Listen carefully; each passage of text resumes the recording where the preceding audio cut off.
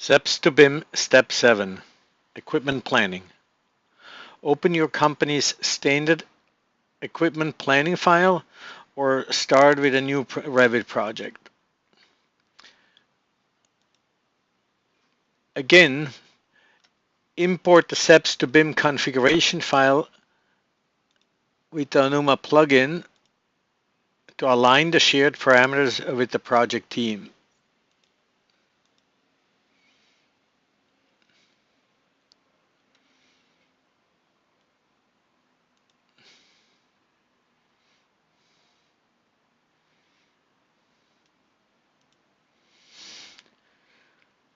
Now you're ready to link the architectural plan into the equipment plan.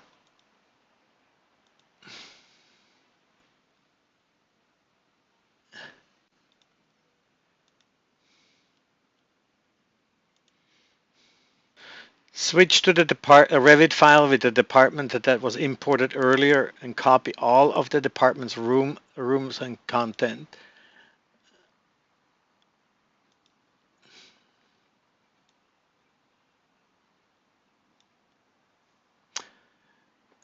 You might want to exclude the doors since they are not part of the SEPs export and are only placeholders in the Onuma templates.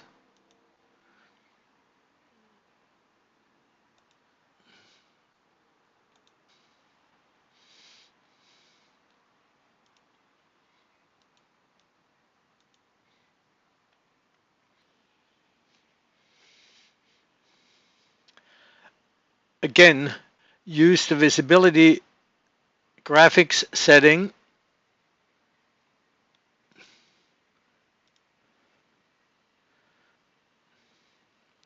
to exclude the equip space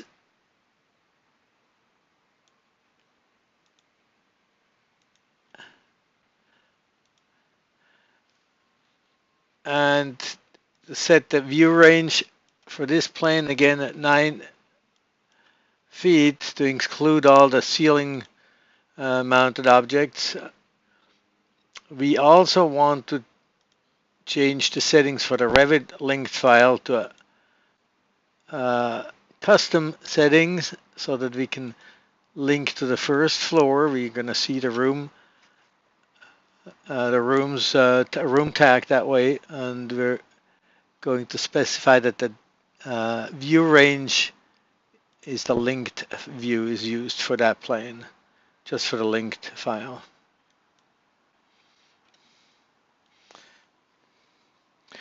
Now we can move the contents of one room at a time to the matching room in the linked architectural plane and proceed with equipment planning.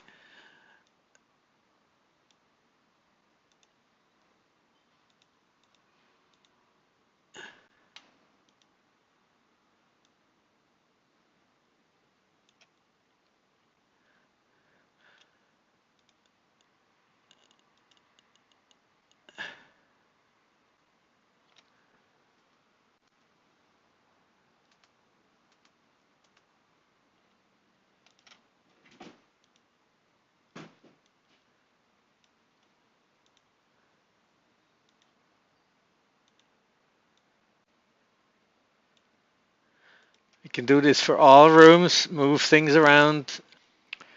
There are some special cases and special parameters worth mentioning. There are a few elements in MIL Standard 6091 that are listed by linear feet. When they are added in SEPs with a quantity greater than 1, they do not generate multiple records with multiple GUIDs in the SEPs BIM XL export like other content with a quantity greater than 1. Only one record within each space is being exported. The elements include the A1132, which is a mounting rail, the A5180, which is the track with the curtain, and 4 different countertops that are by linear foot. Each instance of these elements can be stretched to match the quantity specified or it can be duplicated. If I look at this countertop here, it has a quantity of 7, and so I'm going to change the width of it to 7 feet. It now covers the entire counter here, so that was correctly assigned in SEPs, and we have now the correct length. Similarly, the curtain with a quantity of 10 can be stretched to 10 feet to match the quantity, or it could be duplicated with one instance of 7 feet and the second one to 3 feet to match the SEP's requirement. You can see here the 10 feet in the quantity, so I'm going to increase it to 7 feet and create a duplicate. This one I'm going to go 3 feet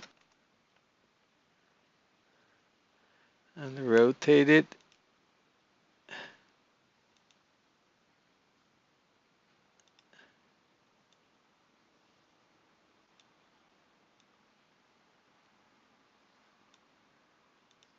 This will be one way to create the curtain here in the design. Equipment for which there are no matching families in Revit will be imported as bounding boxes, matching the dimensions specified in MIL Standard 1691. All of the SEPs data is included in the generated bounding box type and instance. So we have here all the information that is part of that, and in the type you see the same thing. You get all the information about this, name, categories, things like that. These SEPs parameters, if I want to replace this object with my own family, for example, with this cabinet,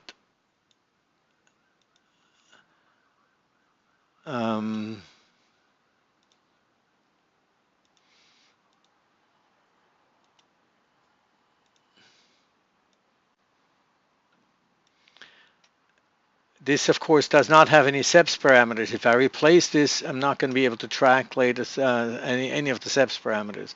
But with the Anuma plugin, you can actually transfer the information from this object to your own object over here. So we're going to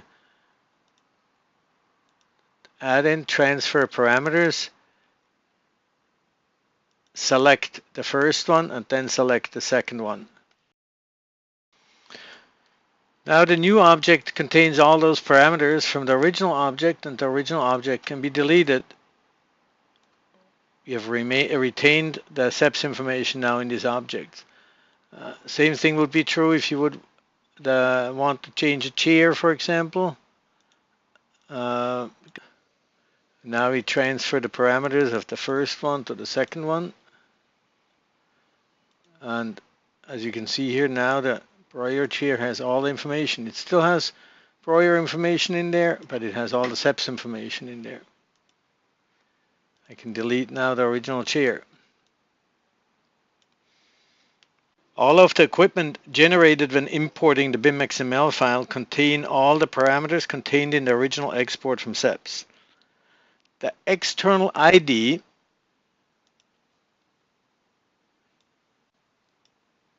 which is this one here, is the same as the project content GUID when the object is first created.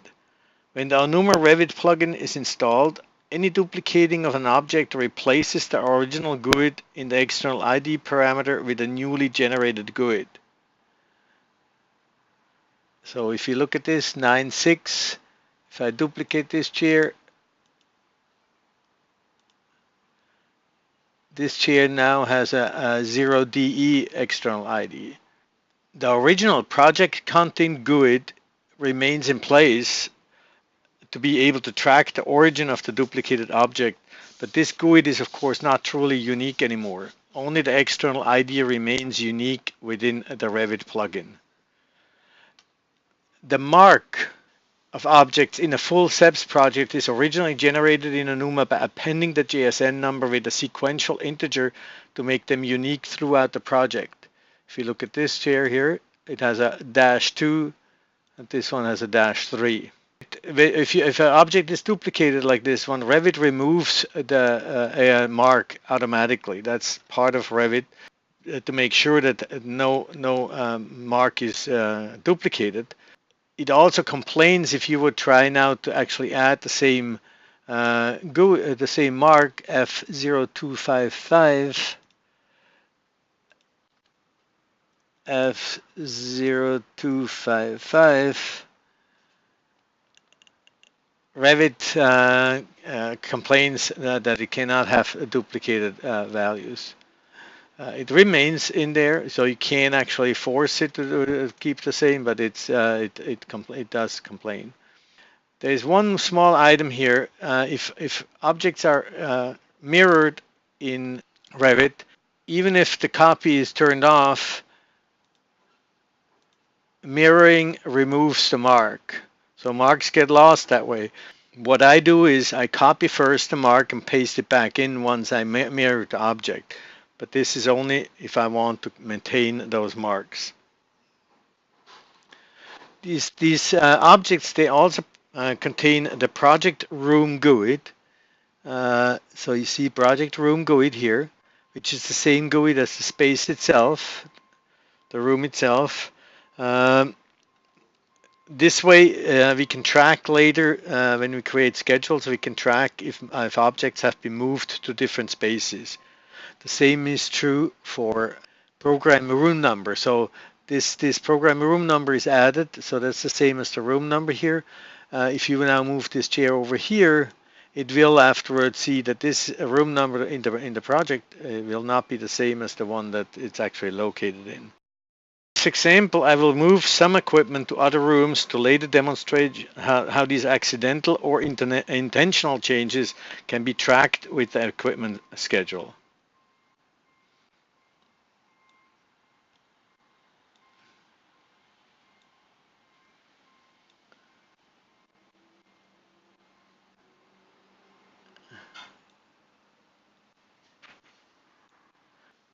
Please note, when linking the architectural plane, like in this case, into the equipment plane, we face the challenge of how to report room parameters in the equipment schedule. This can be done in various ways, such as using special plugins, creating a mapping with Dynamo, by binding the linked file to generate the schedule, or by keeping a matching room object in the equipment plane. Each approach has its own advantages and disadvantages. In the next video, we're going to look how we're going to create room schedules from this and what we can do with those schedules.